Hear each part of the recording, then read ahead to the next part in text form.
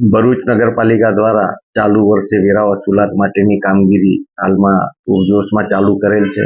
જુદી જુદી ટીમો બનાવી અને વોર્ડ વસૂલાતની કામગીરી કરવામાં આવી રહી છે.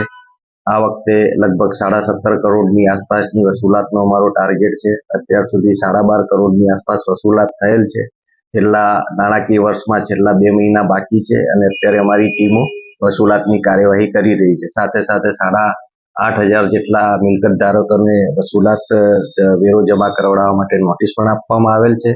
31 તારીખ પછી જે લોકોની મિલકતમાં વેરો બાકી હશે એ લોકોને 18% પેનલ્ટી પણ ચડવાની છે. અમે પણ લોકોને અપીલ કરીએ છીએ કે સમય મર્યાદાની અંદર વેરો ભરે અને પેનલ્ટી ના ચડે એ માટે ધ્યાન રાખે. તેમ છતાં બી કેટલાક મિલકત ધારકો વેરો નથી ભરતા, પાલિકા દ્વારા શું કાર્યવાહી? અત્યારે નગરપાલિકા દ્વારા જુદી જુદી ટીમો બનાવી વસૂલાતની કાર્યવાહી ચાલુ છે. જે લોકો વેરો ભરતા નથી એમને નોટિસ આપવામાં આવેલ છે.